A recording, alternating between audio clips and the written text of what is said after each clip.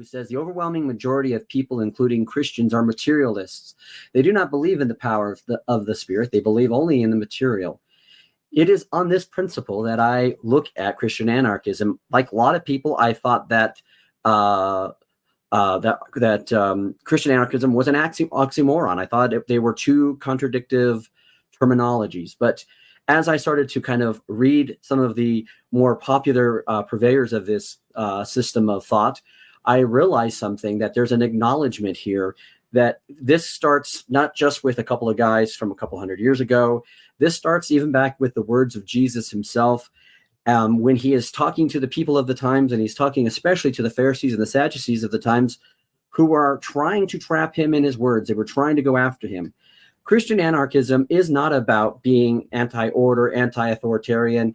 While there may be some that are in anarchy that may promote such things, they do not represent what anarchism is at its core, which is about volunteerism, and it's also about cooperation. It's the idea that if we want to make any kinds of changes, we have to start from the bottom up. We have to start with ourselves.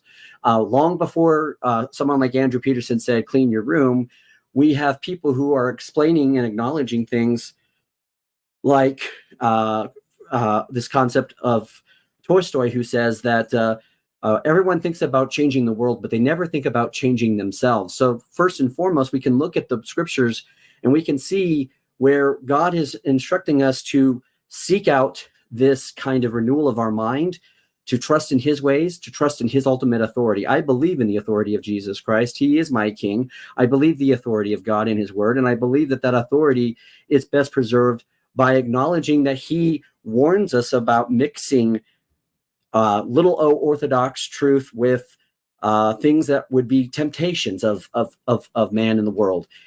The interesting thing is, you would think that maybe Christian anarchism is something that comes from Americans or from some weird off corner of the world. The reality is, some of the most prominent Christian anarchists come from the Catholic Church, come from the Eastern Orthodox Church, come from these places where they saw the church, and they saw things where the church was lost its focus, where it had started to try to artificially go about trying to change the culture by making people do things, or trying to use the force of law, or try to use the shame. I would agree. Andrew has said many oftentimes that we should never think about things as a if or can or anything. It's an ought debate, and I agree with him that also that force does matter, but force also does have negative ramifications of that.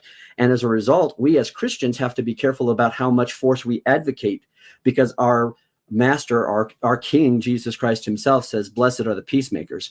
I would argue that majority of where Christian anarchism starts is in actually the Beatitudes, where Jesus tells us to be meek, where he tells us to seek after righteousness and to go after him and seek after his ways first before we go about trying to do anything else. It is an easy temptation for us to see all of the degens, and I have no problem acknowledging what Andrew has said, what a lot of people have said, that we have degens. Our society is degens, people who advocate for things. And I don't like the libertarian viewpoint, by the way, that says that, well, you know what, if it does no harm to me, then there is no harm. Obviously, there is harm. Anybody that doesn't believe in these types of harms are lying to themselves. The question is, can we actually truly make effective change? And can we actually win these souls to Christ if we're doing it merely on the auspice of shaming them, of using the law against them? Is this something that is going to cause this? I would say you could look at examples like in Europe, especially during the Spanish Inquisition, where the Roman Catholic Church was trying to convert Jews to Christianity, and a lot of them, it backfired on them. I think it's the first way we do is we go in our vocations. We do it in our families. We do it in our churches. We do it in our local communities.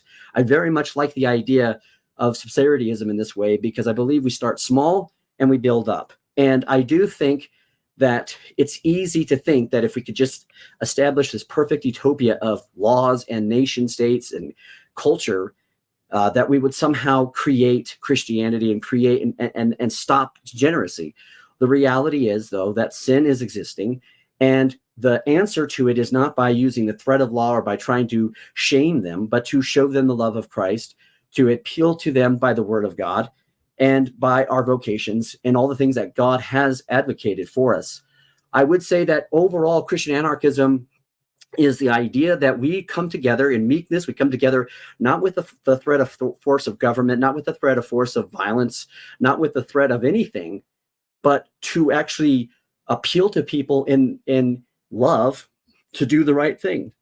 That's not always easy. It's not going to be pragmatic. I myself would not argue that anarchism in a purely pure sense should be in its own self a effective mechanism for ideology or government. I think it is merely a great way to ask questions to ensure that we have not just a good state, but that we are also remembering to do all things in the proper way in which Christ has constructed us to do and instructed us to do. All right. With a second to spare. All right. So we'll turn it over to Andrew now. Thank you, John. And whenever you start, Andrew, I'll start up the timer here. Yeah, so very quickly, John, I'm a little bit confused by the opening, but I'm sure we'll get into it. Now, you seem like the type of guy who likes to have a little bit of fun. I saw your Where's the Beef on your channel. You tagged me, and I thought it was pretty funny. So I was going to have a little fun with my opening statement against Christian anarchy, if you don't mind, if that would be okay. All right. So this is what I call the Ventura argument, the Jesse Ventura argument against Christian anarchism, if you don't mind. The year was 1987 when I was recruited by a CIA operative codenamed George to go down to Guatemala and rescue a group of political prisoners from the Guatemalan Republican Army. An easy mission, so we thought, as we butchered an encampment of enemy soldiers. Now, I say we, but it was mainly just me and my futuristic-looking 1980s jetpack minigun, which fired 87,000 rounds per minute. It was after this epic battle in this jungle that we were attacked by a vagina-mouthed alien monster, later identified as a Yautja from the planet Yautja Prime, where they engage in endless battle with the xenomorph threat. But that's neither here nor there. Where was I?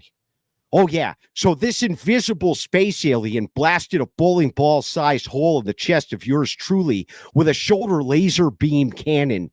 And it's at that moment I knew I had to become the governor of Minnesota. But that's neither here nor there. Our fearless Commander Dutch, the head of our Special Operations Command mercenary group, beat this invisible bastard to death with his bare hands, or at least that's the official story. The truth is, even with a hole in my chest, which would dwarf the size of Clinton's vagina, I was still able to take out this clawed death machine with 88,000 rounds of pure American democracy. Dutch never spoke of it, but later he became the governor of California. I think it's safe to say we know a thing or five about illegal aliens. Now back to the topic at hand, which is Christian anarchism. Without a government, we can't put up the space wall and keep these bastards who hunt us for sport out of this fine nation. I told this to Trump and let him know as the first person through the Egyptian Stargate portal who nuked Ra himself that we needed a damn space force to keep these Yautja bastards at bay. Yet here I now have an opponent fixated on an anti-government platform when invisible laser beam wielding psychopathic aliens are attacking our citizens with wild abandon. I've had enough of these so-called anarchists who never spent any time at all reading the Ripley report on what Hillary Clinton would later refer to as the super predators, which is a mix of xenomorphic alien hybrid and Yautja DNA together, creating a massive killing death machine. But that's neither here nor there. The problem is with the elites of the nation doing everything in their power to harvest xenomorph DNA, creating effective brain drain galaxy-wide for the xeno population and these so-called predators who keep coming and harassing our black people who are strapped to the hilt so they can just sell enough drugs to feed their own families. The entire government, except the parts I work in, is totally corrupt and needs to be removed, but that's neither here nor there. Thank you. All right. That's got to be the best. Shit. All right. With over almost half the time to spare, All right, now we will open up the discussion for an hour here. Oh. And yeah, whoever wants to start, you're more than welcome. And well, what can be said I after feel that, like man? I feel like it's just an instant W. I mean, but yeah, it's just an instant W. Okay, all right. So back to the debate. Yeah. I still don't understand what the fuck Christian anarchism is, and Okay. maybe you can help me out here. Right. So what is it? So most importantly, if you look at anarchism in the definition, talking about voluntarism and cooperation, it's the idea. First of all, Christian anarchists don't oppose government. They oppose that the government almost always has to use force, because anything in this world that requires you to be able to maintain things, as you've said many times, like rights or property or anything like that, requires force. So the question of the anarchist is, well, is that something that we should be concerned with? Can we do cooperation? Well, here's the thing: we know hang on, back up. Right now, I just want kind of a simple definition that I can operate off of. Okay. So what I would say is that in its root cause, Christian anarchism, as argued by people such as Amon Hennessy and by Jacques Ellul, it's a philosophy and a critique and an ethical understanding of how we talk about government, how we talk about the fact that government, when we try to impose or import Christian values, quote unquote, into a government system, that we lose Christianity as a process of that. We also go away from the words of Jesus himself about understanding force. There's a aspect of it that is a pacifistic. I don't myself say that that one would argue that it should be completely that way, because I think when someone personally threatens you, you have the right to defend yourself. They've sacrificed that when they go on your property. This is not actually helping me. I don't have any better understanding of what Christian anarchism is actually saying it wants than I did when you started with the. So the best way, one of the best ways I could argue is this. So the idea is that government cannot can instruct moral order. Government can't. It's impossible for it to do so. And the only reason why laws... Back up. Why is it impossible for the government to impose moral order?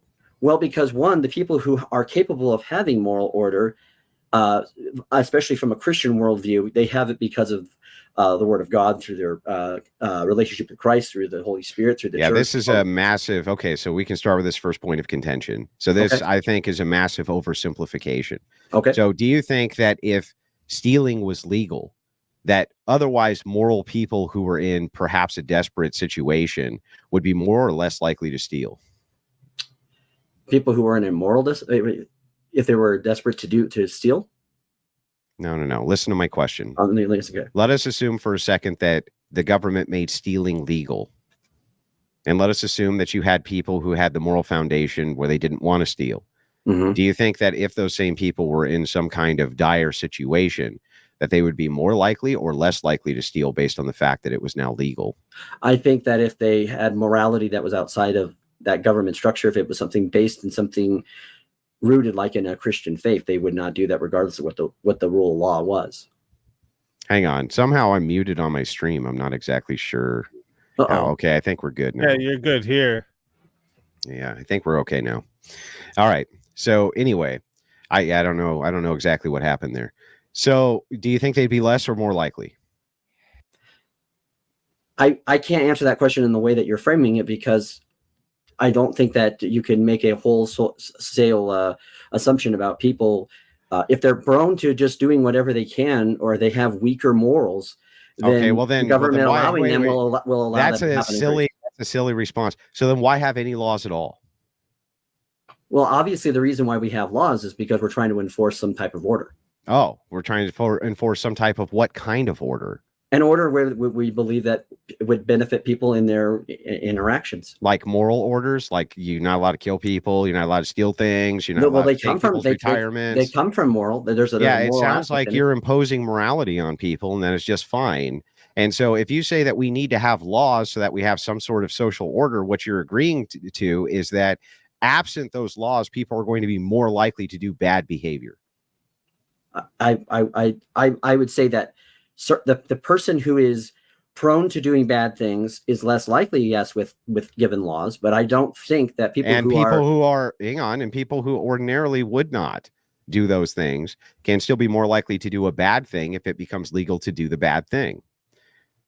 Again, if they have a truly objective standard of how they are arguing on, if they come from a value system that is outside of the state, then they're not going to adhere to the state on that. In fact, they will often. So you don't think that men who are ordinarily great people can fall to temptation? Oh, they can fall to temptation, but it's not because of whether there's an order that's imposed on that or not. Yeah, I think it is. I think you're wrong. And let me give you an example. Okay. So let's start with an alcoholic. Okay. Do you think that an alcoholic would remove all the alcohol from his house? Not if he doesn't want to, no. I'm not asking if he doesn't want to. He's an alcoholic. Clearly. Yeah. But do you think that they usually remove the alcohol from their house if they're an alcoholic? No. It's because no. If they're a recovering alcoholic, if they want to not be an alcoholic anymore, would they get rid of the alcohol? If they didn't want to be an alcoholic, yeah, they would sustain from it. Yeah. So why would they remove the temptation from their home? Because when you remove temptation, you are providing yourself with a better ability to abstain from it. So a law, right, would operate in the same way as a deterrent, right? It would remove temptation from people who are already doing the right thing. So the recovering alcoholics already doing the right thing, right? They're removing the alcohol from their home so they're not tempted by the alcohol. The same exact thing can happen of moral men who are following and obeying laws where absent those laws, that temptation would be present. Why does that not follow? Because I think you're missing on one key element, and that key element is people who are not inclined to want to improve their life. If they're not inclined to want to do something, the government forcing them to do something will not guarantee it will happen. Yeah, I'm not saying it's a guarantee. I'm saying that it's either that's the point. I'm saying it's either a deterrent or an incentive. You can't guarantee anything. There is no system which you can provide which is a guarantor of anything. Period. Correct.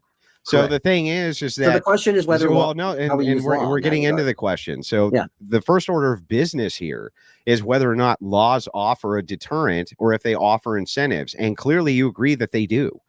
I would argue that laws do offer a deterrent, yes. If they offer a deterrent and they offer incentives, and what in the hell is wrong with having them?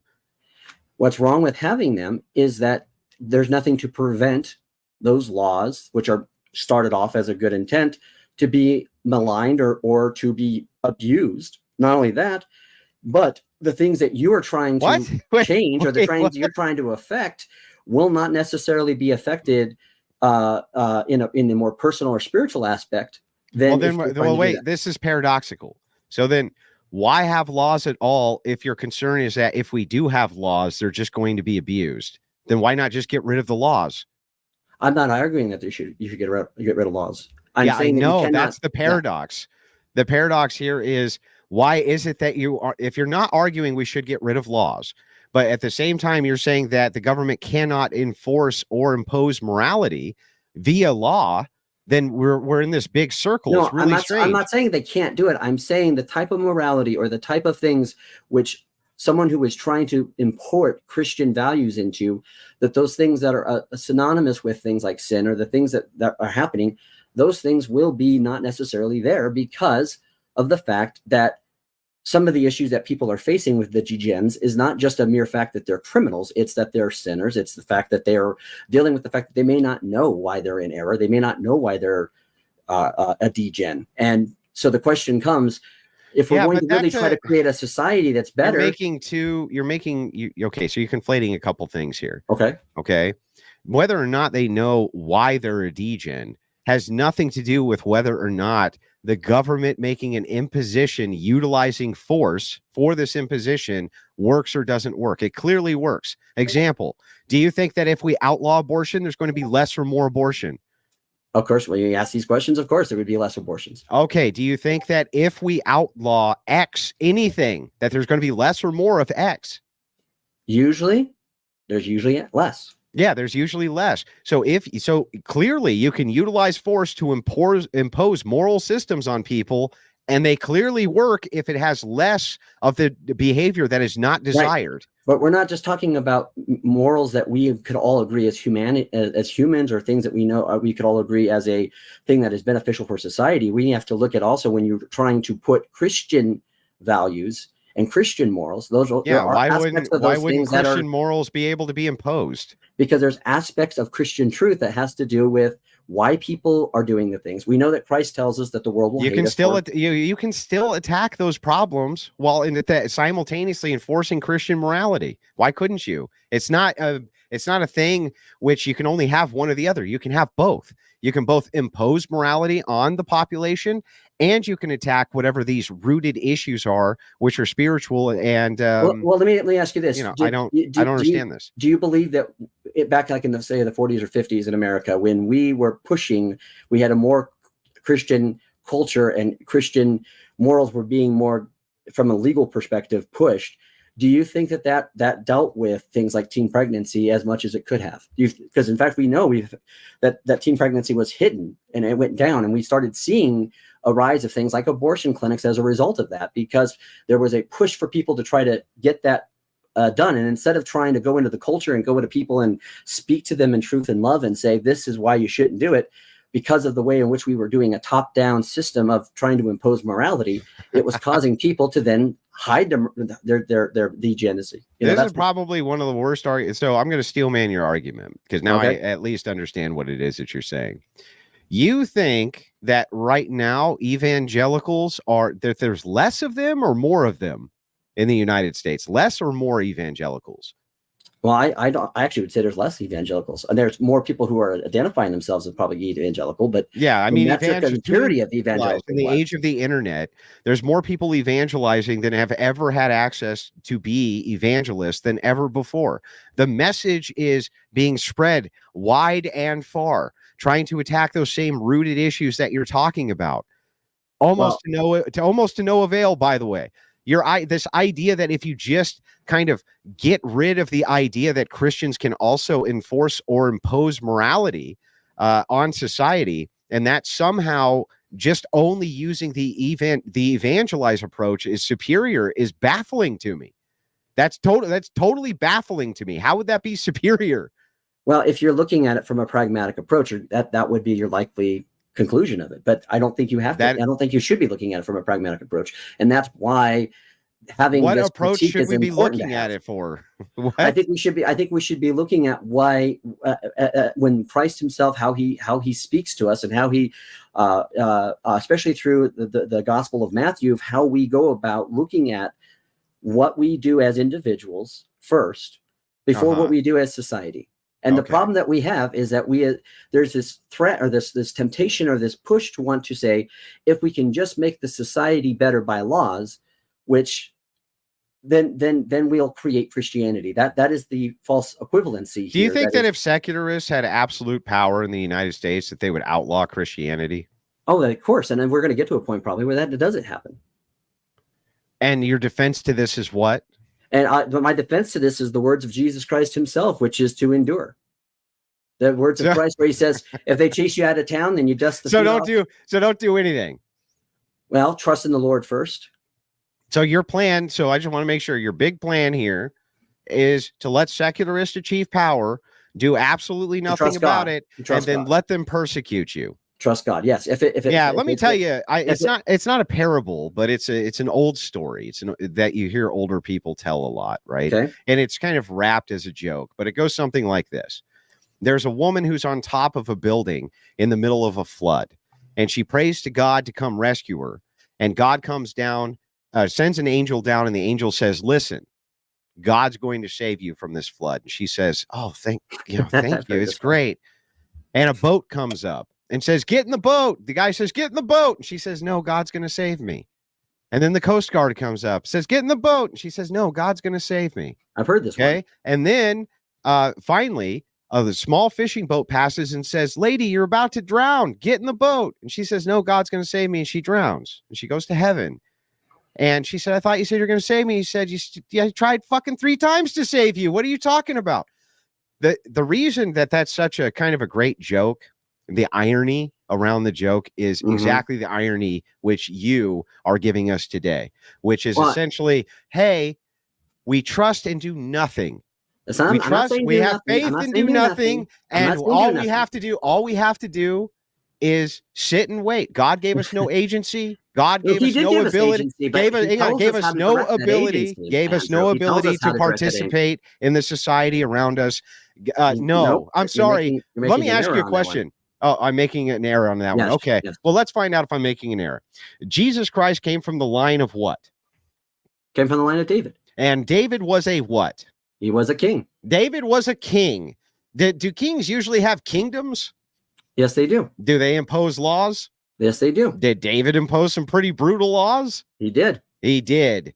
That's really weird. That's really strange. And that's what makes it interesting that why Jesus would come from David, because if you think about it, go back all the way when people are going to Samuel and saying, your sons are not doing enough, we need a king. And they're on the surface, they're asking for a right thing. They're asking for a good thing because they're seeing that there is degens going on in the kingdom. But the problem is their intention. And they demanded a king. They demanded a king to come in and impose what?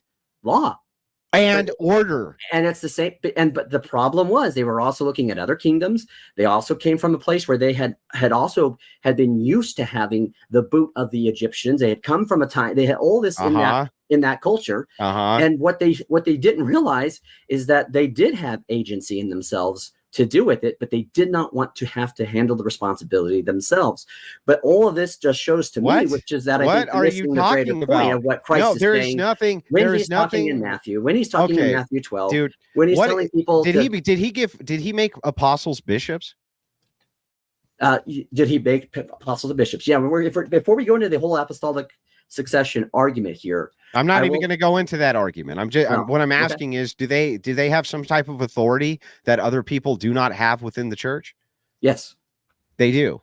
Yes. So there's a hierarchy which exists there. There was a hierarchy that existed. Yeah. And do they have rules? Do they have regulations? Do they have orders? Do they have things in which they enforce on behalf of the church? Can they excommunicate your ass from the church? They can, yes. They can, yes. And so the thing is like, that's really weird because it seems like there's some type of hierarchical authority which is there to impose morals on you. And if you fall short of the morals, there's a consequence. The problem, though, super weird. The problem you're having here is that what you're saying is that you're going to now say that the way that we have the rules now in the church, the way we have the authority in the church now, that is the way in which Christ intended.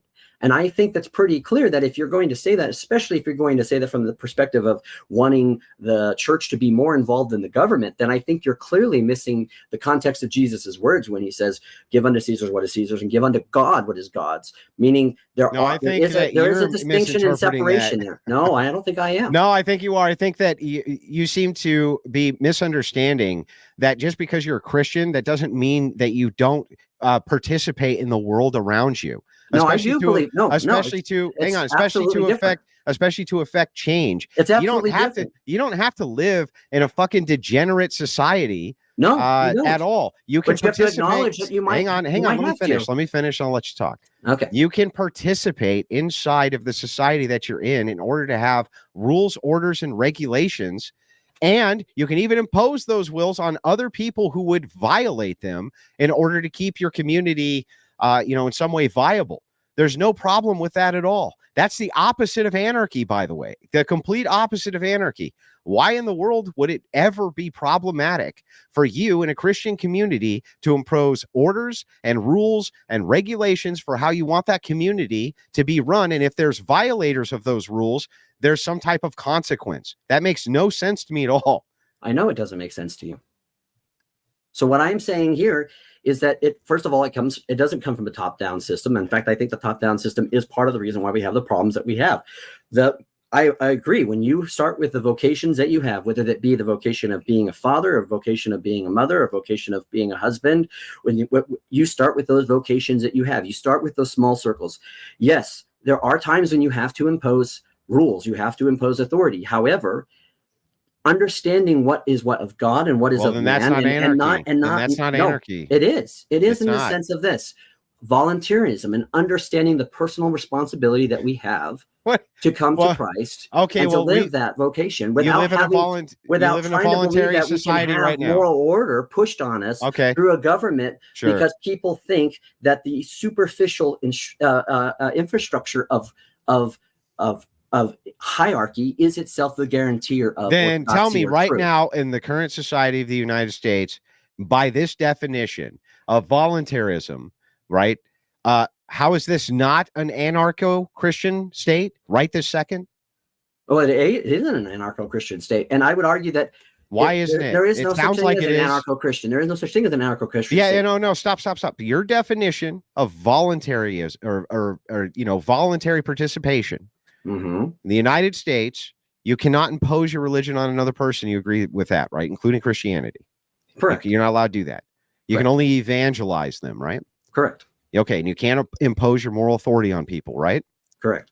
Okay, and everything in the United States is strictly voluntary, right? Almost everything, yes. Yeah. So how is this not exactly the state that you're postulating? Because I'm not arguing for a Christian anarcho state. I'm arguing for Christian anarchism as a system of how we ethically deal with the issue of how much or how less we try to import the church into the government of Christian values because we do see that when Christian values start to be forced and start to be artificially put into things, it ceases to be both Christian. It ceases to both be those things. And that sounds like the society we currently live in that you're postulating. What are the distinctions between this society we live in right now and what it is you're advocating for? That's my question. The difference that I'm advocating, what I'm saying is that the Christian anarchists would argue the personal responsibility that they have. And so again, anarchy in the anarchical system, it's all about volunteerism. It's about not forcing people. It's about understanding those things. But take that outside, that is part of it. Then you take the Christian aspect of it, which is the understanding that as Christians, our primary role is to teach people through our vocation, is to reach people through our vocation. And how is that different than what we have right now? It sounds like it's exactly the same thing. Well, we may have something like that right now, or similar to that degree. Well, then give me the differences then. Well, again, I don't think you're arguing of differences because, again, you wouldn't call this so there's no difference. States. I'm saying there's no. Well, you wouldn't call it that, but by your definition, I would call it that. Sounds like it's exactly what we have right now: a voluntary society based around the fact that Christians cannot impose their will on anyone. Sounds like the exact society we live in right this second. But what I'm saying is that it's not about it in an ideological or governance system. I'm talking about it from an ethical system of how we deal with the issue. Yes, you're right. This sounds like ethically it's the same thing. I don't even see a distinction ethically. I'm going to say it's very close, but obviously we would argue that this society is post-Christian at best. Yes. So you think that the United States then is a Christian anarchist society? That's what you're advocating for? Is the status quo? I told you. Then you need to give me a delineation. Then give me the delineations. Give me the things that set it apart. That's what I want to hear. What do you mean the things that set it apart? What makes the United States not a Christian anarchy? What makes it not that? Because what I'm talking about is from a purely individual ethical system. That is not a system that can be imported into a state system. It can't be put into a cultural system because of the fact that there are people out there who are in error, they're in sin, they don't have a relationship with Christ, whatever, they're not in the church, whatever which way you want to express that idea. Because of that, what we're seeing is we live in a fallen world, in a country that is at odds with a lot of, like I said, at best it's post-Christian. Right. If it was ever Christian at all, this doesn't make any sense. I'm trying to figure this out again. I'm trying to be as charitable as I can be to this view. I know, and I'm trying to understand it. But what you're saying here is that no, this is not a Christian anarchy society, because in a Christian anarchy society, this blank there's no thing such thing would as a be Christian different. Anarchy state. That's I know. I know, but whichever one you're proposing, if there was, I'm not proposing it. I'm not proposing Christian anarchy as an ideology. I'm not proposing it for a government. I'm not proposing it for a society or a cultural system. I'm saying it works. And at the end of my opening statement, I did wait. I'm not advocating this as a system. I'm not advocating this as a system that should be in itself wholesale adopted. I am saying it is an important conversation, is an important ethical way of how we deal with this question, especially because we are seeing people more and more trying to push Let us assume, hang on, let us pretend, and nationalism. I get it. Let us pretend in a hypothetical, that there was a Christian anarcho society. In a hypothetical, purely hypothetically. Okay. What does that society look like that this society doesn't look like? It's not going to look, there's nothing within that system that will create a society that would be different from what a lot of other societies look like. Because again, the point is not so much about creating society as it's about how we live within the society.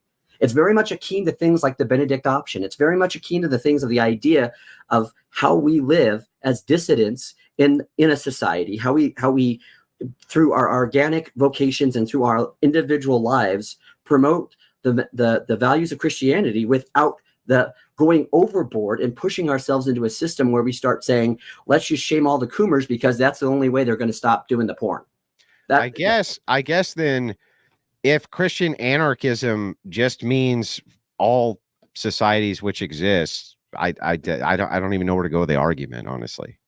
Like, if there's no delineation between this and any other society, then I don't even fucking understand it. I don't even understand what you're advocating. Because I think you're looking purely for an ideological system. I think you're trying to advocate, and I know you've said this in the past, that is mainly one of the goals. This is not an ideological system?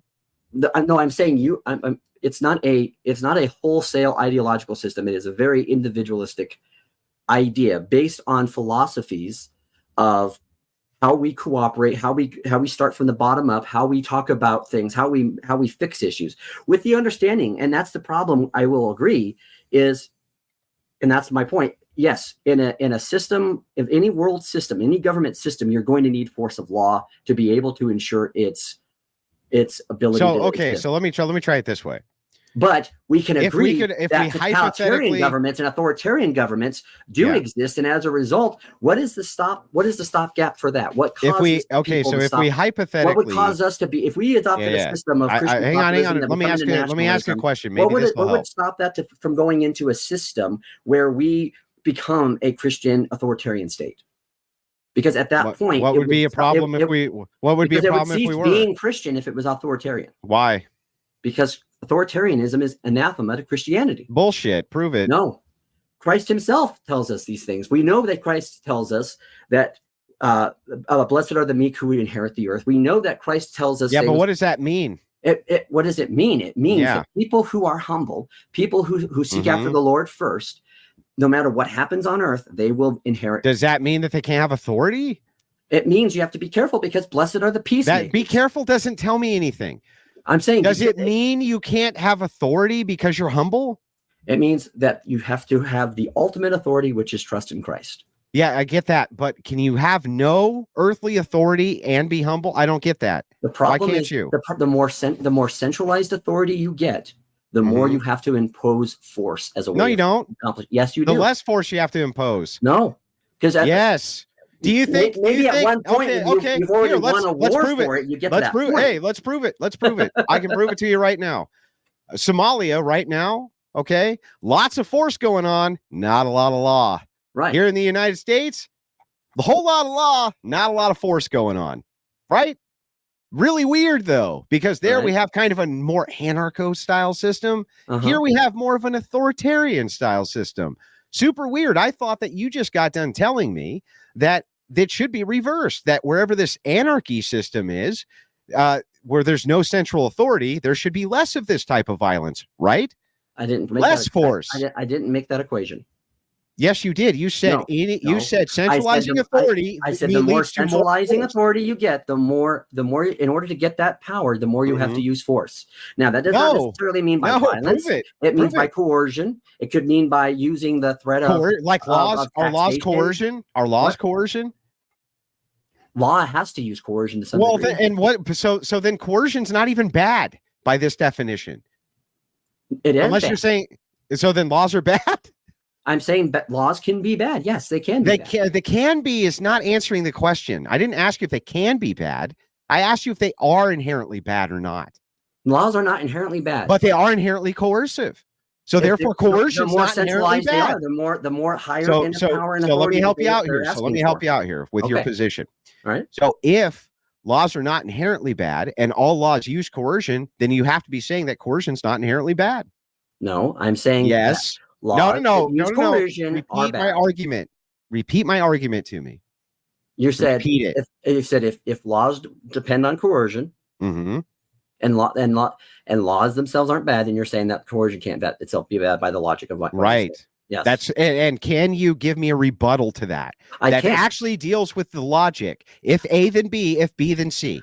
Because what I'm saying, and maybe I misspoke, so let me get back and recorrect what I'm saying. Laws that are that require more coercion, that would require more authority, it would require more force.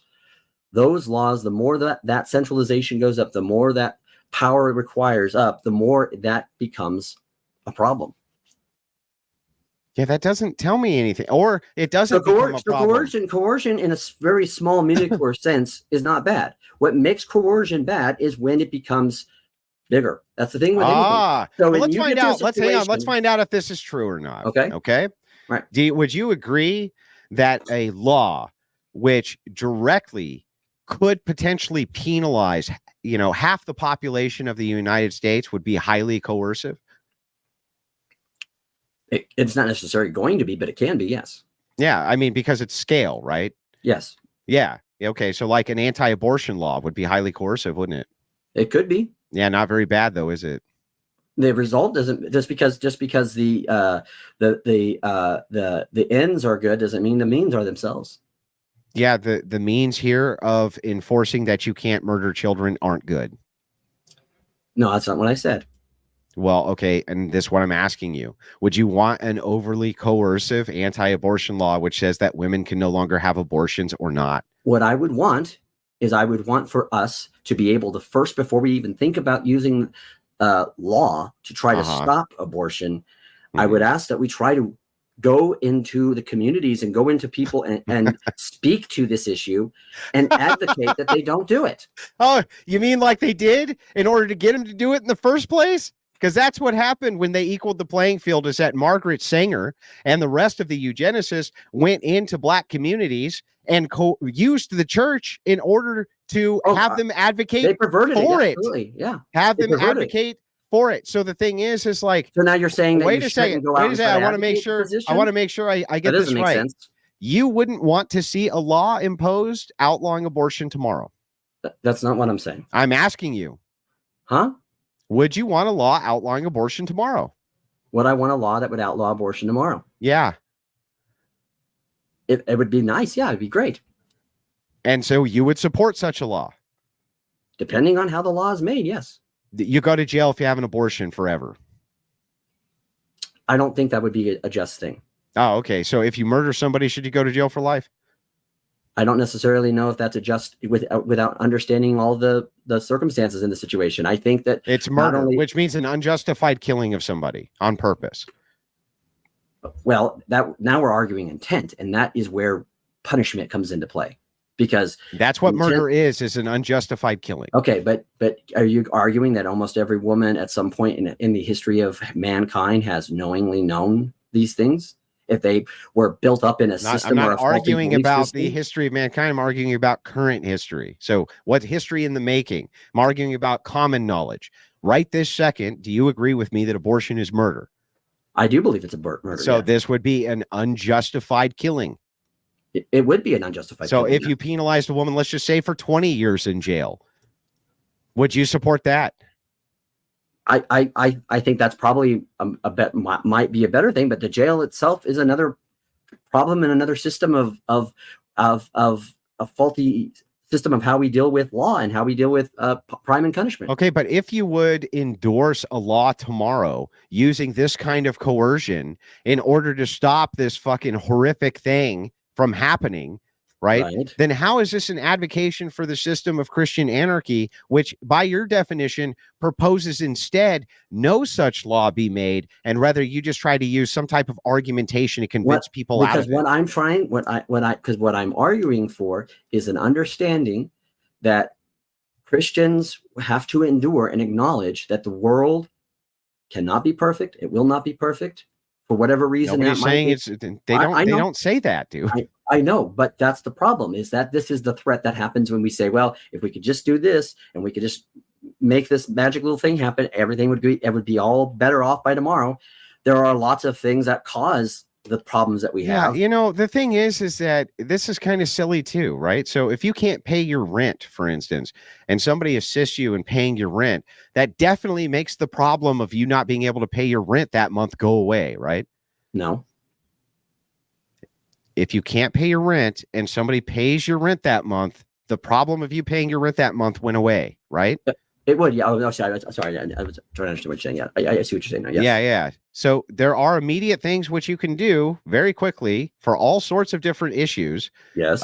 In order to solve those problems quickly. That doesn't mean that it's a utopia or that in every single case it's going to be perfect, right? But you can still have something that's way better, way, way, way better. Just like a law which is coercive. Now, you just got done saying, for instance, you don't like the idea of jail. Right. And that's what I said. I said I don't like the idea of how jail is right now. Well, what should jail be? I think that jail should be where people who are dangerous to society should be. Jail should be what? A place for violent offenders who are a threat to society. And that's it. Yeah, I think there's other ways you can reform and punish people without going to a correctional facility like that. Yeah. So what if they sell drugs to little kids? Well, that right there is a danger to society. Yeah, but you said violent. Well, there's a lot of violence in drugs. Yeah, but you yourself are not committing a violent act by selling drugs. Okay, so what I'm saying is that there are situations where putting someone in prison because they are a threat to society or because they're a violent criminal is justifiable. You mean like what we do right now? Yes. Okay, so then there's no. So I don't even understand. What's your issue with prison or jail? The issue is how we go about looking at, because with jail we have a lot of people who are put in jail who are non-violent offenders who then become violent, or they. You mean like they stole they stole grandma's other types of criminals? Oh, you mean like they stole grandma's retirement money? Well, I mean, obviously they did something to put them in that situation. Yeah. So what the fuck is wrong with sending them to jail? What I'm saying, and again, it goes back to whether that sounds like everybody who's going to jail is a threat to society if they're breaking the laws, right? Understanding what laws they broke and why they broke the laws, I think it matters.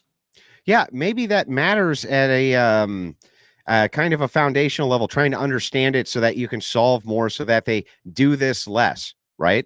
But there's still going to be tons of people who just break the law, and you send their ass to jail, right?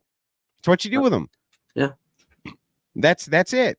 So I'm trying to figure out, I guess, since I think what you mean when you say Christian anarchism is just status quo plus evangelism. That's all it really sounds like to me. Status quo it's not, and plus evangelism. I understand that's why what I'm saying is I'm arguing for us as Christians to think about how we deal with the issue of societal change without focusing and putting too much emphasis, because we have to be careful when we're talking about societal change, because there are things that are more important than politics. There are things that are more important than ideological positions. There's more things. And we also know that in all things that are happening, no matter what happens, we have to have ultimate trust in God. We have to put trust in God. And sometimes when we try to solve some of our problems through a system of government, through a system of regulations, where we're trying to then ourselves fix the problem, we can sometimes make worse problems. We a lot of times can also put less focus on things. Unfortunately, John, right? I've been charitable, but now I really do understand this position pretty well now that we've been going through it. So now I'm going to unfortunately have to end this position very quickly for you. It's going to be a bad look for you, but it needs to be done. John, you have a magic wand in your hand tomorrow that you can wave, and any laws you want to come into fruition, and any laws you want change, and any government change that you want happens immediately. Any of those things happen at a legislative level immediately. Which ones do you do? I don't even know where to start on that. Yeah, none. You couldn't name a one, could you? Not a one. Of a law that I'd want changed? Any laws or any government change or anything? You couldn't name anything, could you? Well, Can you give us a single prescription, John? A single one? The reason is because I do not believe that what ails the world is not going to be by trying to fix the world, but by fixing the individual. So you wouldn't do anything with the wand? I again, without understanding what you mean by I mean, because again, here's the problem with what the question and what it is implying is that all the things that we know naturally and logically that happen as a result of laws happening and becoming reality, you can't divorce those things. And if you could, then we're talking about living in another world that doesn't have anything to do with the real world. Yeah, I know, but you know what a hypothetical is designed to do. I know what a hypothetical is designed for. What is it designed for?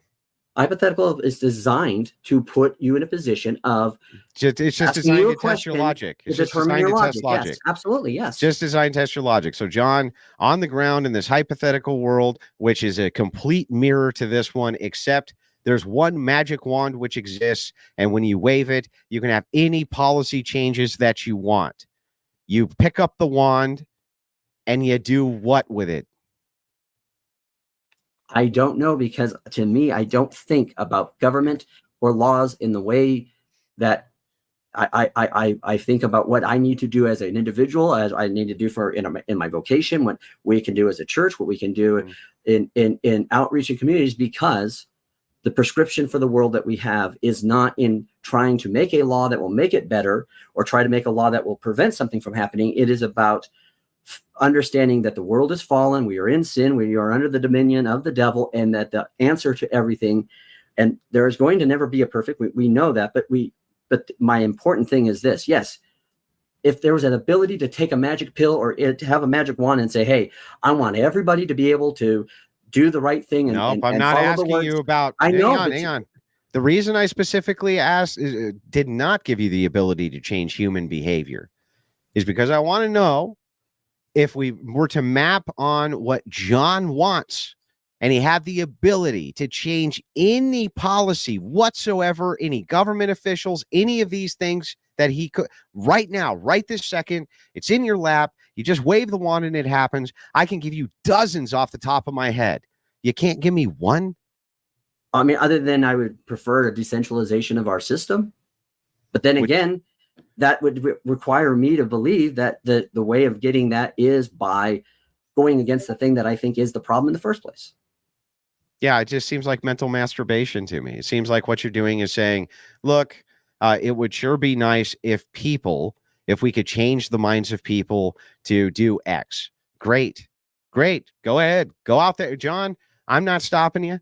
Go change everybody's mind and make them better Christians. I can't change everybody's mind. That's the reality. I can't change everybody's mind. Well, I mean, go change as many minds as you can in order to make it a reality. But I'm just going to tell you right now that, unfortunately, you're going to have to impose law. You're going to have to impose will. You're going to have to impose some kind of order in order for people, even people who you think are good, ethical people who have a great grounded foundation, can run across situations where they lose their shit, dude.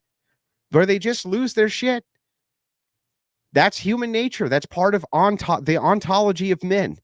Sometimes they just lose their fucking minds for no good reason. Good moral men, been moral for 40 fucking years, never done anything wrong, go to church on Sunday, only humping the missionary style. They do. One day, they just lose their fucking shit for no good reason, man. And in that particular case, and there's many such cases, you're going to have law, and you're going to have order, and you're going to have force doctrine. You're going to have all these things. Your move to decentralization doesn't tell me what you actually want to do. It doesn't really tell me much. Right, because you believe that the way to solve problems is by using law and by using government, and to believe that somehow will fix the problems. And I agree.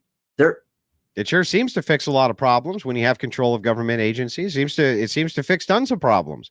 Right. So it's true that government can impose problems, but it can also fix them. You know who would say that right now? That people would say, well, you know what would fix the problem with all these angry parents at PTA meetings is if we, pass a law that says, the FBI, we get the FBI involved. There's a lot of times where it is very effective to use a law that will help. Wait, you mean all those something schools that societies don't want? You mean all those schools was voluntary to send your children to? Well, yeah, true. Isn't that what you want? Huh? Isn't that what you wanted? You wanted them to be able to voluntarily participate, John. That's what it is right now. I'm saying you're missing my point, and I think you know why you're missing the point. Because why would it matter if the school had, let's just say the school rolled out the policy and said, everybody at the PTA, the FBI is going to be investigating you.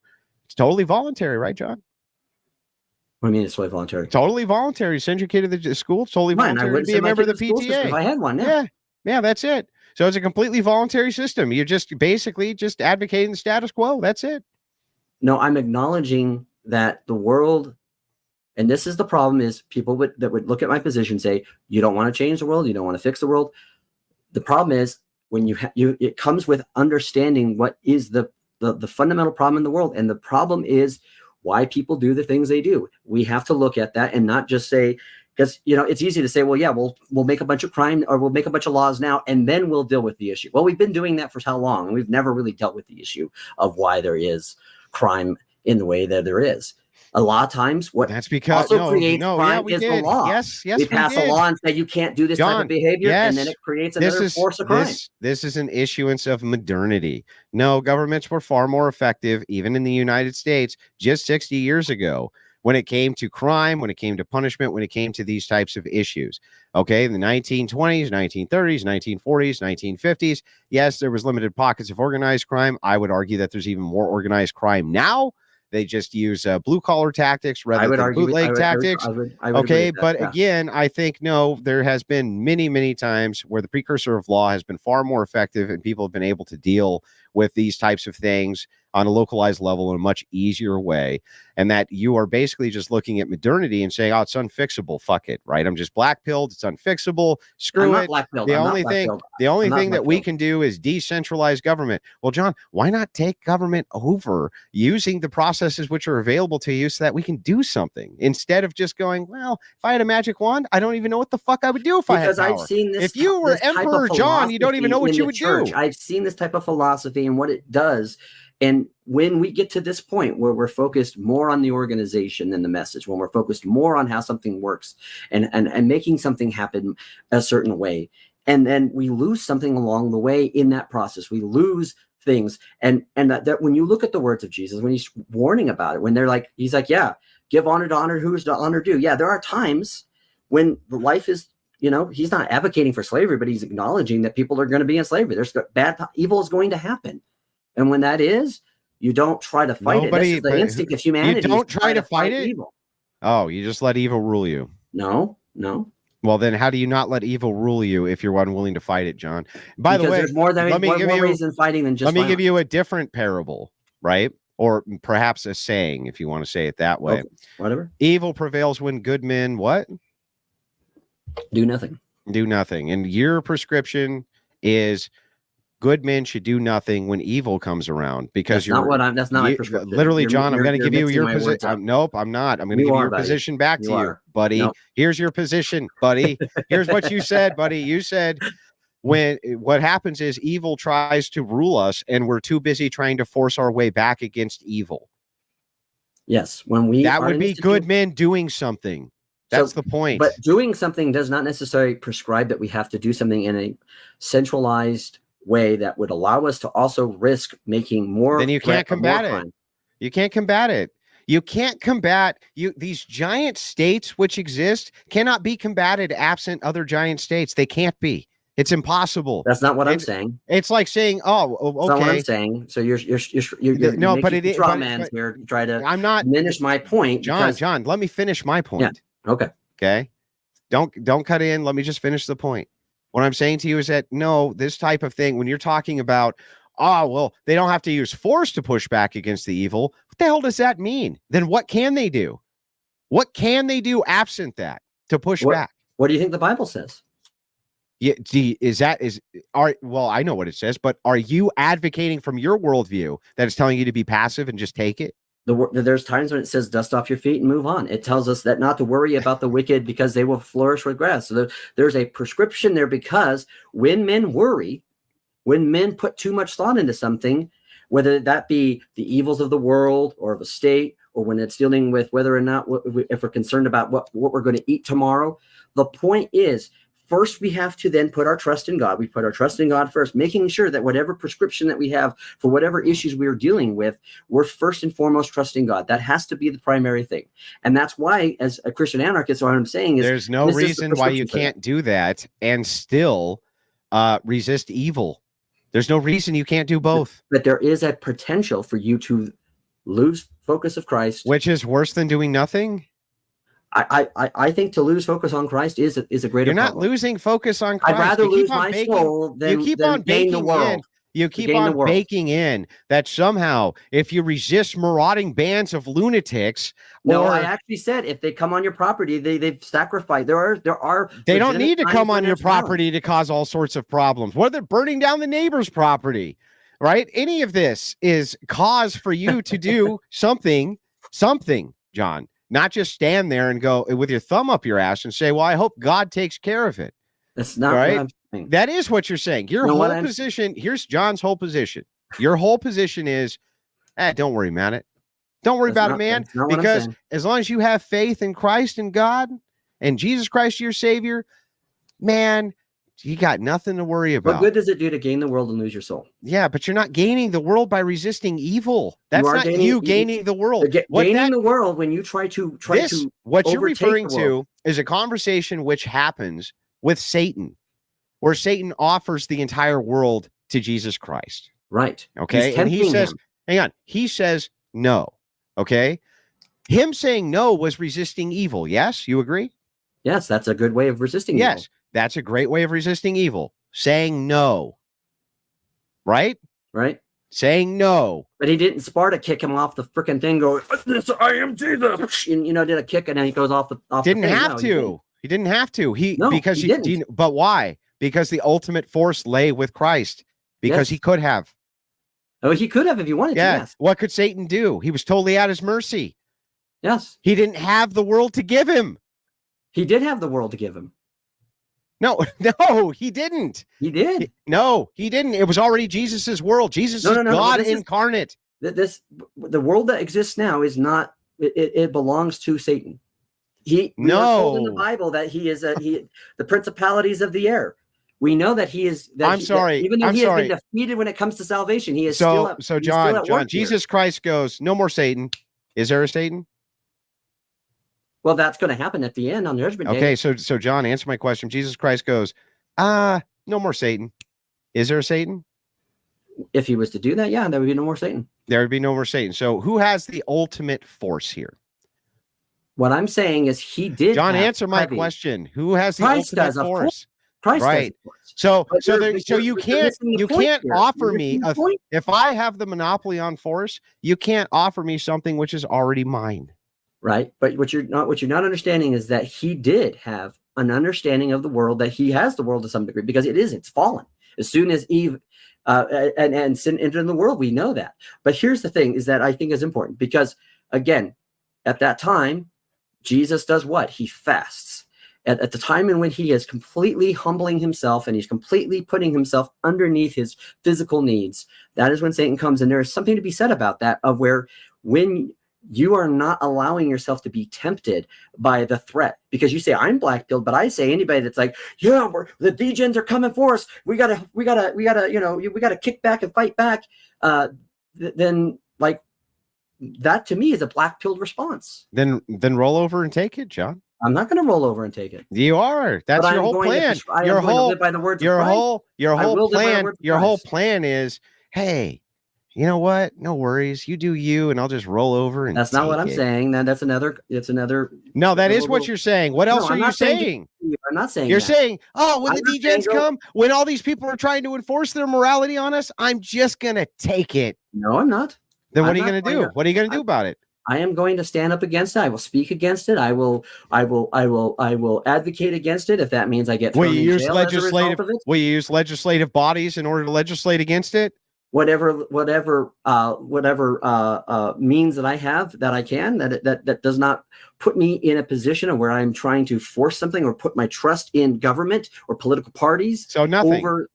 No. So that's you're not you're gonna finger wag at him, John. You're gonna be like, now listen here. I know you sucked 100 dicks this week. You really shouldn't be doing that. I don't like it. It's not good for you to do that. That's what you're gonna do, John. That's John's big plan. John Moseman's gonna finger wag. My big plan is to go, hey, I'm a red pill ether, and you're not going to be able to come over here, you degen, and then I'm going to like take a bazooka and just kill them all, right? That's what I'm going to do. Oh, I mean, that kind of escalated quickly. Nobody's talking about any sort of violence. What I'm saying that's what happens when someone conflates. Yeah, what I'm saying to you specifically is, well, I wouldn't even care what you said. I'm just looking out for this guy's channel from TOS. But again, it just seems to me that all you're willing to do is finger wag. So here, John Moseman's prescription is, look, when all this shit's going wrong and all these people are doing these horrible things and it's completely fucking society up and it's screwing up millions of children and little kids are having their genitals rearranged, you're going to finger wag harder. You're just going to be like, you should really stop now. That's really because, well, now I could get the government to come in and stop you from doing genital mutilation, but that could potentially lead to not enough pickles on your hamburger. So we can't do that. How would Christian populism stop that? Christian populism would utilize the force of law and Christian ethics in order to make. How would you get that? How would you get that? Well, the first thing that you would do is you would try to utilize the system in order to put people in legislative positions and tell them it's perfectly acceptable to rule based on their morality. And how do you do that with the current system? Stop talking, John. I'm trying to answer your question. Okay. All right. Okay, so when you're in a position of authority, right, I don't think that there's anything wrong with making moral impositions. I think that governments not only do it all the time, but that's probably okay to do. In most situations, I think it's okay to do. I think that if the person who's making the impositions is ethical, then the impositions that they're making are good. It's good to impose ethics on people. It's good to make them not sacrifice children. It's good to not let them chop off little kids' penises. It's good to do those. It's good to not let them jack you full of TRC or whatever it is. It's good. All of that's fine. I don't see a problem with it. What I think is that Christians have been beaten down by milquetoast fence setters like yourself who tell them, just have faith in God, man, and the rest will just take care of itself. It doesn't, John. The rest doesn't just take care of itself. Yes, your immortal soul may be secured, but that's not helping the rest of society. And why shouldn't we participate if we're in positions where we can rule morally? Why shouldn't we? If it means how it would affect your faith, if it affect the way you are, it's not going to affect your faith. How's it going to affect your faith? It can. When you start focusing on things, doing nothing can. How would you say that? How could because you can say if there is so here's what I think. I think the reason there's so many atheists who are leaving Protestant churches, that their faith is affected because they go, if there was a God, there's no way he would let society crumble like this. If there was a God, there's no way that he would have allowed all of this madness to happen. He'll allow humans to if there was a God, et cetera, et cetera, et cetera. I think that the majority of the crisis of faith is because Christians don't act, and we know we should act. And so people see us as impotent and weak, and they see us as pansies who won't do anything. We just kind of take the Moseman approach and roll over and take it. Now, I would rather die being having my integrity and having done right by the words of Christ than you can have both. No, you can't. Yeah, you can rule and still be a devout Christian. Many saints have ruled and were devout Christians. Many kings have ruled and were devout Christians. So like Henry VIII, that kind of person, right? Yeah. There can be bad rulers, but there's also great rulers who were kings. So what my point of what I'm trying to say on this is the point of what I'm trying to say on this, John, is that you can have both. You can be a good king. You can be a good politician. You can be a good man at the same time. You can be a devout Christian at the same time. It's not you're a Christian who believes in Christ, or you roll over and let DJs fuck you up the butt. It's not an either or proposition. What do you think is the primary role of a Christian? The primary role of him in which context? What is the personal mission? Whatever you want to call it, the ultimate goal, the ultimate thing on which a Christian to bring people into the body of the Church of Christ. Okay. Now, if that is the case, in fact, the primary thing, then is it then something that happens by forcing them to do certain things, or is it by showing them in the word, showing them the truth, inviting them to church, doing things? You can't force them to be Christians. What are you talking about? Nobody's saying that would be the elimination of free will. You can't get inside of a person's brain and force them to be a Christian. So but you do believe in forcing them to go to jail if they don't prescribe to certain Christian methods or morals or ethics. Yeah. Okay. And what's the contradiction? The contradiction is that when you are dealing with people who have legitimate issues of sin, when they're dealing with the issue, you believe is not to try to seek to show them their error of their ways and then edify them and to help them see the light of Christ and invite them to church and let them partake in the sacraments and be a full member of the church and be regenerative in that. You would rather just say, go to jail for the rest of your life and, you degen, just, we're going to throw you in a pit because you don't succumb to our cultural standards. Wait, I'm sorry. Are you saying that you think that there should be a cultural prism? So like if you're a cannibal somewhere, you shouldn't go to jail? I'm saying if cannibalism is legal in a place, John, are they doing something bad? Of course they are. Yeah. So what's wrong with sending them to jail? So your prescription for people who would sin. I don't mean to interrupt. I just want to let you guys know we've gotten to an hour. Yeah. But I did let you both know if it was good and we wanted you. Yeah, I want to finish up. Extend the yeah. Okay. Yeah. So I just want to know, why is it that legislating for Christian ethics is bad? Why would that be bad? Because when you start focusing on trying to force things to happen in a way in which put your mind off of what is the role, when you think about what Christ is telling people when he's talking about being humble, when he's talking about seeking after righteousness, that when you speak of those types of things and you're doing it with the force of saying, hey, you got to go to jail because you watched a bunch of porn or whatever, or you got to go to jail because you did this or that, that you're denying those people the ability to come to church. If you're denying those ability, you're denying them the ability to come to church, they murder somebody, John.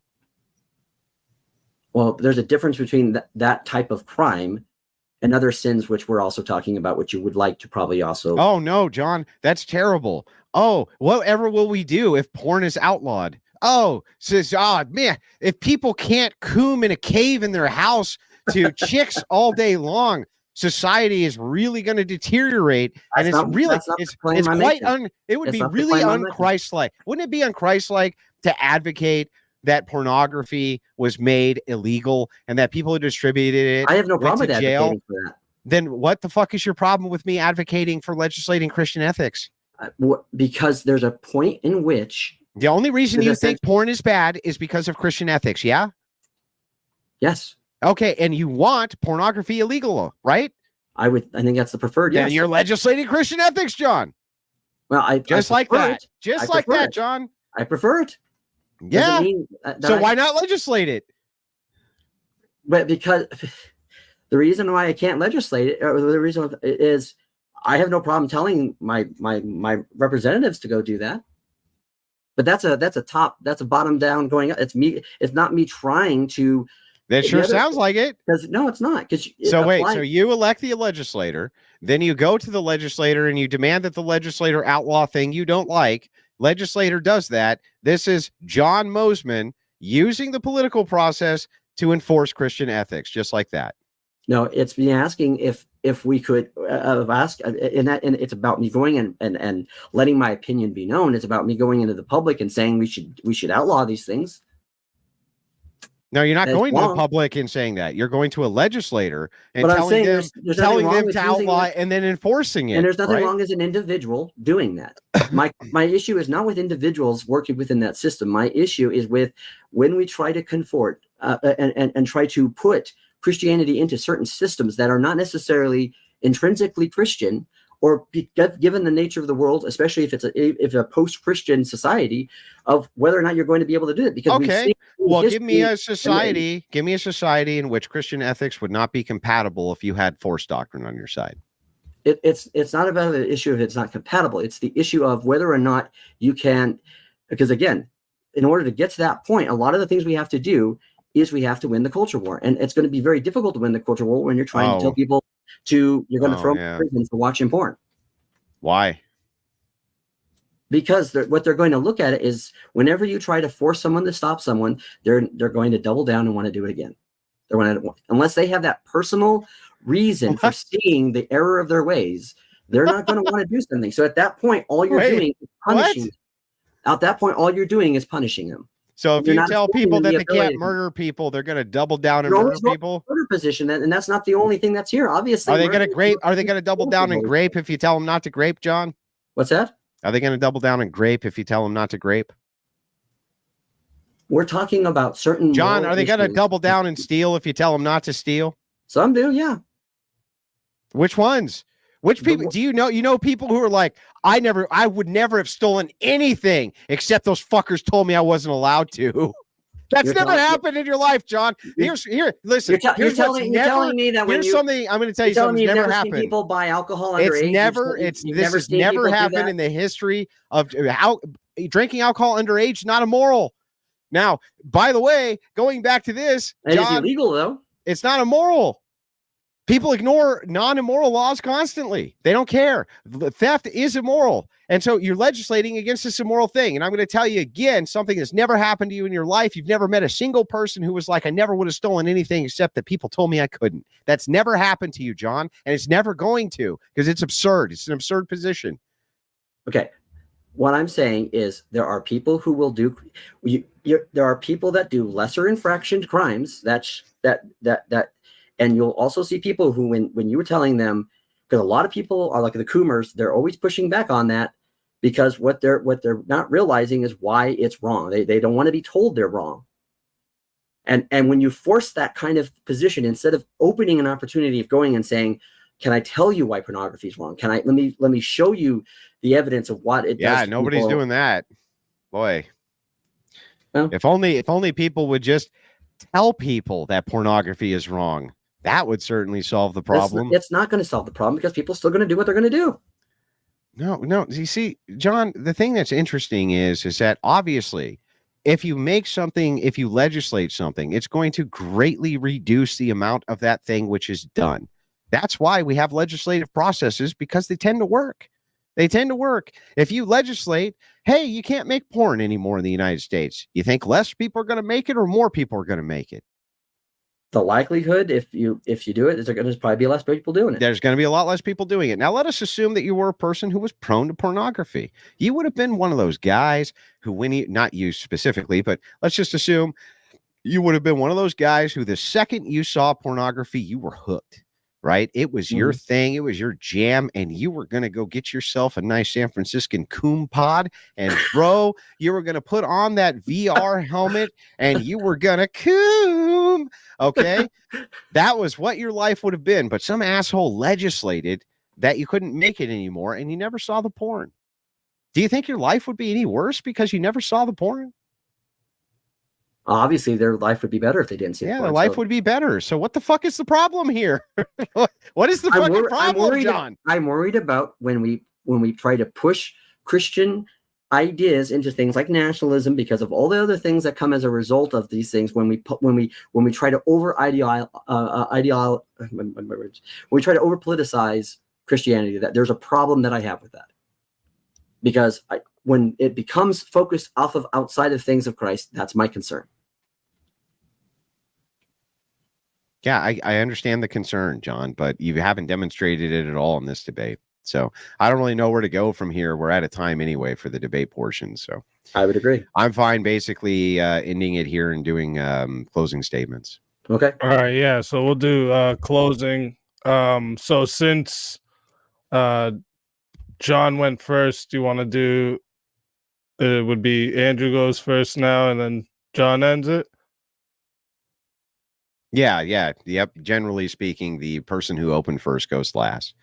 So I didn't have time to write a Ventura outro. I thought that would be twice as funny, right? But It really would have. but yeah, I wasn't able to do that outro. impression is bang on too, man. So anyway, go back to the debate. No, I'm kidding. Just to wrap it up, thank you to Speakeasy, of course, for having me on the channel, organizing the debate, and thank you to John Moseman. I think that your kind of heart's in the right place, and you have a good general idea of wanting to see people follow Christian ethics willingly. I think that that's ultimately what his position is. Because if people are following it willingly, you don't have to legislate anything. That's this idea that he's really getting at with Christian anarchy.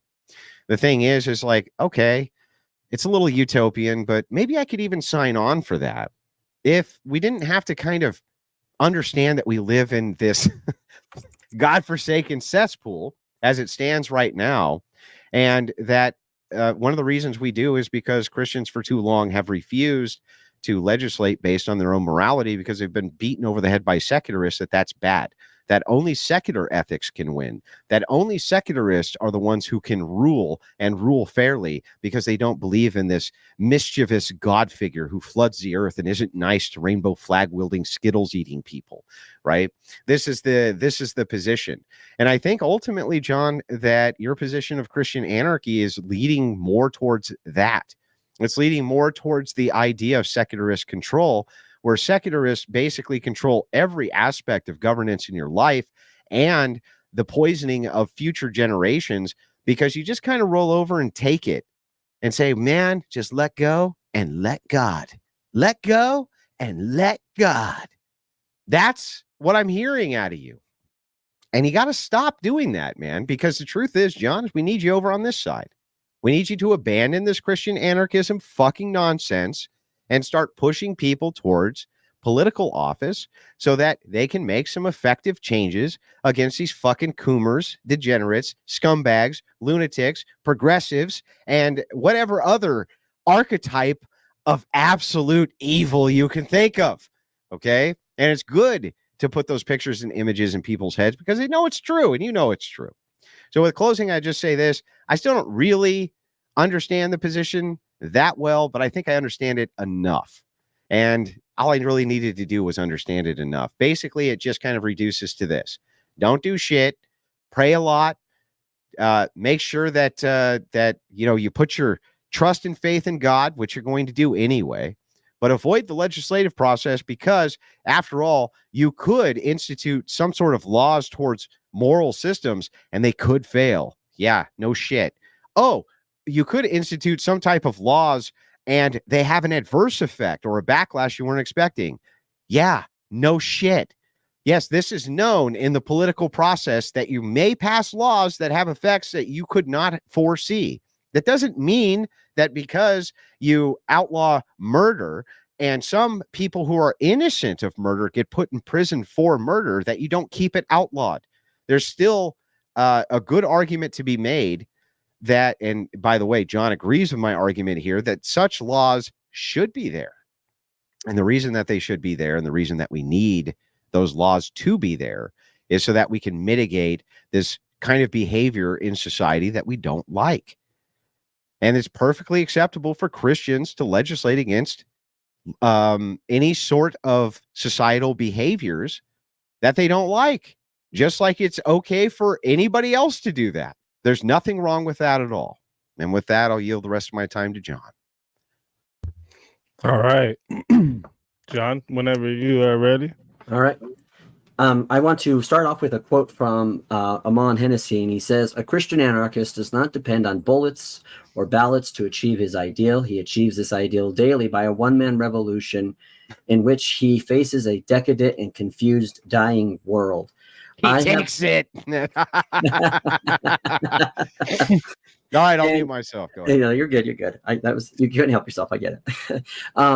And an acknowledgement, and I know it would seem wussified or yeah, you're just taking it, but it's not so much about what I don't like and what I want to not happen in the world. I want those bad things to cease being, but I also don't want us to sacrifice certain fundamental things Christ understood that there are separations. He said, give to Caesar what is Caesar and give to me what is mine. And that is to understand that when he's also saying, is that he also said, my kingdom is not of this earth. He said that if it were the case, my followers would go. I think, right, understandably so, and given a lot of the offenses that these Coomers and degens have and all the things that the Rainbow Skittle people do, it makes anyone, it's a reasonable father and reasonable man of conscience and morality, want to go nuts. But at the same time, I think we need to be careful of not being Peter Christians who, in the moment in the garden, are so overcome by this that they want to chop the guy's ear off, because there is a time and a place, and that is an understanding. One of the things I didn't get to really ask a question on, but I will end this with in my final statement. I'm here. I'm going to make it here. Is there was a time when God allowed the Babylonians to take over the Jerusalem, and it was for a purpose. He made Ezekiel watch what they were going to do, because he made Ezekiel watch things that were offending God and Ezekiel, which are what his own people were doing in the temple.